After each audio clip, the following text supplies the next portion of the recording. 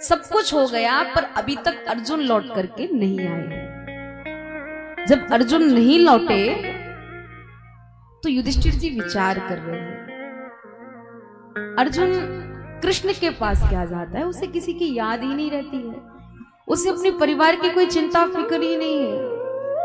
हम जानते हैं कि अर्जुन के लिए कृष्ण सबसे महत्वपूर्ण है,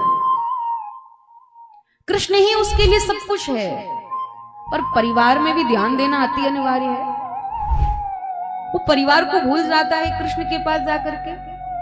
बस यही सब चर्चा विचार मन में चल रहे हैं। इतने में देखा कि मूर्तियों की आंखों में से आंसू बह रहे हैं। गाय अपना दूध स्वयं पी रही है, गाय के स्तनों से रक्त बह रहा है। युधिष्ठिर जी कहते हैं ये सब चल क्या रहा है, समझ में ही नहीं आ रहा है। अरे जिनके लिए हमने इतना सब कुछ किया, पूजा पाठ दान पुण्य धर्म, कुछ भी नहीं रहा, ये सब दिख क्या रहा है, मैंने कभी ऐसा होते हुए नहीं देखा। फिर समझ में आता है शायद कलयुग आ गया है। ध्यान उधर से बस हटरा ही रहे थे कि इतने में दिखाई दिया कि अर्जुन आए हैं।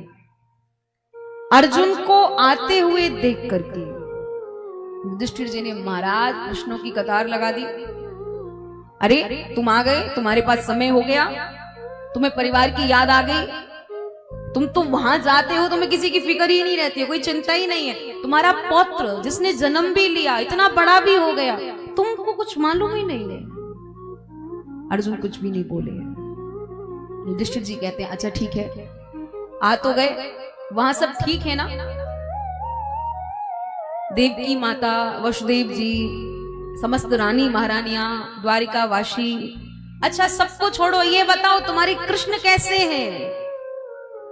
कृष्ण का नाम आते ही अर्जुन के नेत्रों में से अश्रु आने लगे हैं।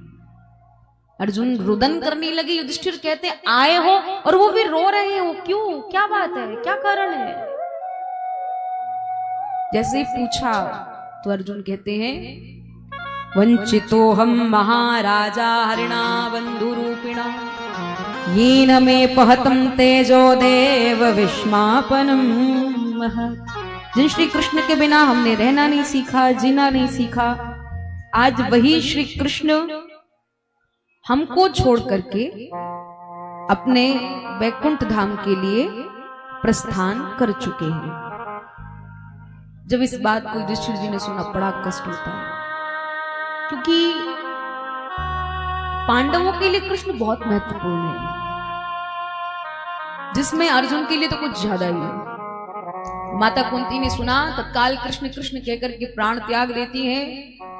युधिष्ठिर जी ने परीक्षित को बुलाया है, परीक्षित को आदेश दे रहे हैं क्या? दान धर्मान राजधर्मान मोक्ष धर्मान विभाग स स्त्री धर्मान भगवत धर्मान समासव्या संयुगता।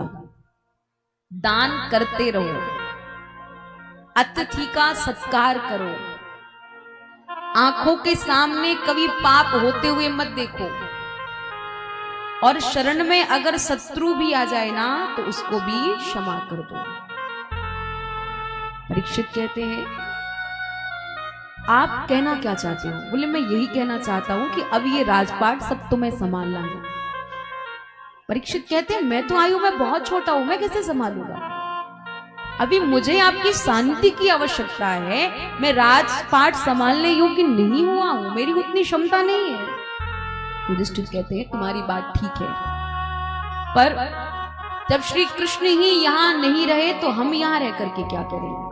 क्योंकि हमारे जीवन में कृष्ण से बढ़कर के कोई और नहीं है, और कृष्ण नहीं तो फिर पांडव भी नहीं।